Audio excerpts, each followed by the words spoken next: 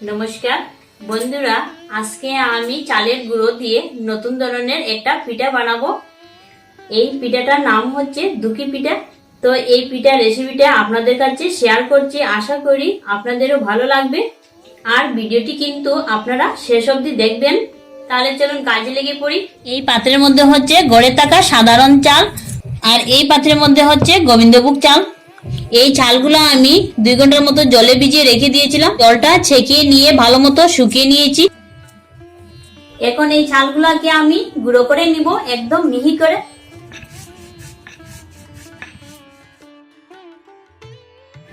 তো চালটা গুঁড়ো করে নেওয়া হয়ে গেল। আর নারকেলটাও গ্রেট করে নিয়েছি।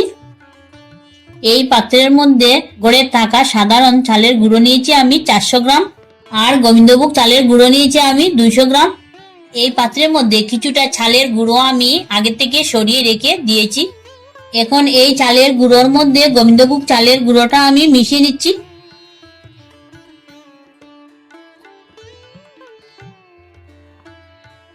এর মধ্যে দিচ্ছি পরিমাণ মতো নুন, হাফ কাপ গুঁড়ো দুধ দিয়ে দিচ্ছি। ভালো মতো আবারও মিশিয়ে নিচ্ছি। এখন এর মধ্যে লিকুইড দুধ দিয়ে দিচ্ছি পরিমাণ মতো। একটু একটু করে দিব আর মেখে নিব।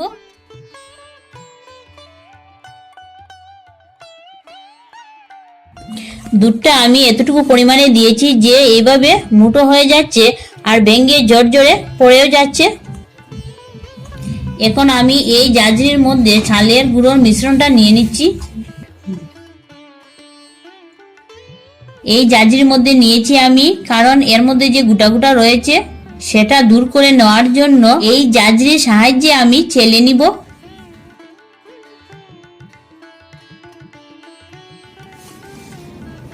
তো চালের গুঁড়োটা আমি চেলে নিয়েছি। এখন আমি একটা খিসা বানিয়ে নিব পিঠার মধ্যেখানে দেওয়ার জন্য। তার জন্য উনুনটা ধরিয়ে নিয়ে আগে কড়াইয়ের মধ্যে আমি 250 গ্রাম দুধ দিয়ে দিচ্ছি। এখন এই দুধের মধ্যে আমি দিয়ে দিচ্ছি 100 গ্রাম গুড়, আর দিয়ে দিচ্ছি এই বাটি দিয়ে 1 বাটি নারকেল কুড়ানো। গুড় আর নারকেলটা দুধের সাথে ভালো মতো আমি মিশিয়ে নিব। নারকেল কুড়ানো দেওয়ার পর দিয়ে দিচ্ছি হাফ কাপ গুঁড়ো দুধ, আর দিচ্ছি হাফ কাপ চালের গুঁড়ো, যেটা আমি আগে থেকে সরিয়ে রেখে দিয়েছিলাম।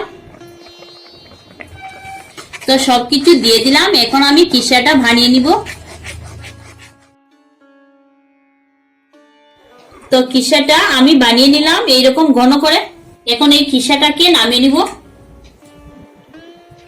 তো খিসাটা আমি নামিয়ে নিয়েছি, আর পুরোপুরি ভাবে খিসাটা ঠান্ডা করে নিতে হবে।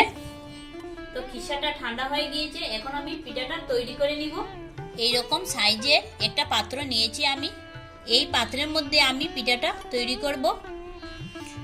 এইরকম ছোট একটা গ্লাস এর মধ্যেখানে বসিয়ে দিচ্ছি। এই পাত্রের চারদিকে আমি প্রথমে কাঠবাদাম দিয়ে দিচ্ছি, তারপর দিচ্ছি কিশমিশ কুচি,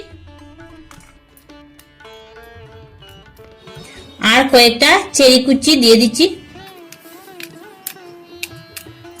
তো কিছুটা ড্রাই ফ্রুট আমি দিয়ে দিলাম। এখন ওই চালের গুঁড়োর মিশ্রণটা আমি চারদিকে দিয়ে দিব।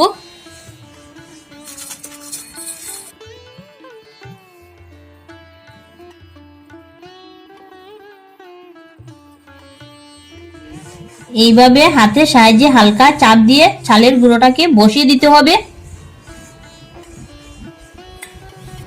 প্রায় 2 ইঞ্চি পরিমাণ চালের গুঁড়ো নেওয়ার পর এখন ওই খিরসাটা আমি চারদিকে এইভাবে দিয়ে দিব।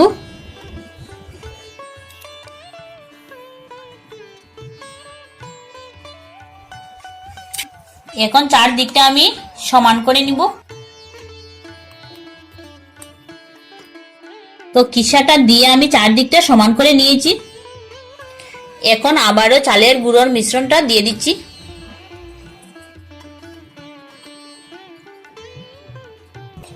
আবারও হালকা হাতে চাপ দিয়ে বসিয়ে নিব। চালের গুঁড়োটা আবারও নেওয়ার পর এখন দিচ্ছি আমি গুড়। গুড়টা আমি ছোট ছোট টুকরো করে আগে থেকে নিয়েছি।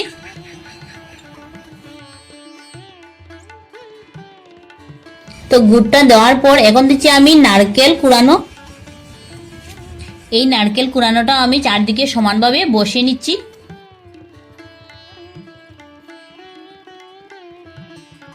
এখন আমি আবারও ওই চালের গুঁড়োর মিশ্রণটা দিয়ে দিচ্ছি।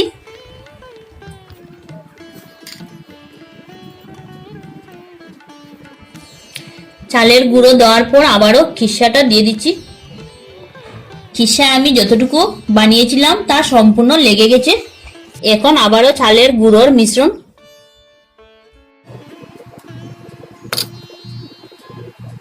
এখন দিচ্ছি কয়েক টুকরা কাঠবাদাম, চেরি,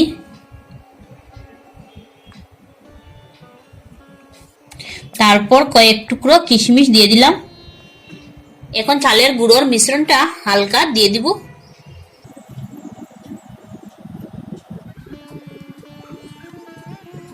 তো সবকিছু দিয়ে দিলাম। এখন এটাকে কি করতে হবে, বাফা দিতে হবে। বাফা দেওয়ার জন্য এইরকম একটা সুতির কাপড় দিয়ে মুড়িয়ে নিচ্ছি।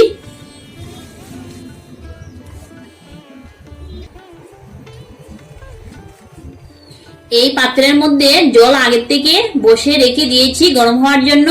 এখন এই জাজরিটি এর মধ্যে বসিয়ে দিচ্ছি। তারপর পিঠাটি বাফা দেওয়ার জন্য এইভাবে বসিয়ে দিচ্ছি।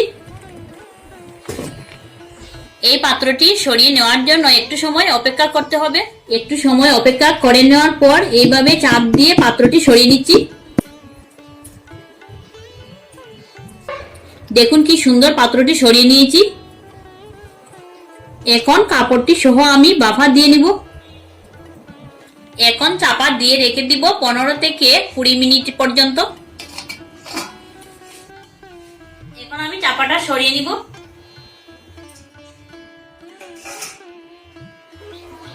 তো বাফা দেওয়া হয়ে গিয়েছে। এখন আমি পিঠাটা নামিয়ে নিব। মধ্যেখানের এই গ্লাসটা আমি সরিয়ে নিচ্ছি।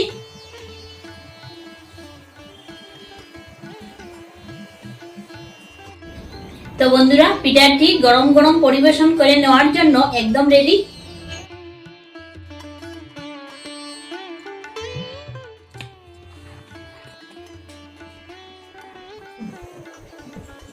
খুব সুন্দর লাগছে খেতে।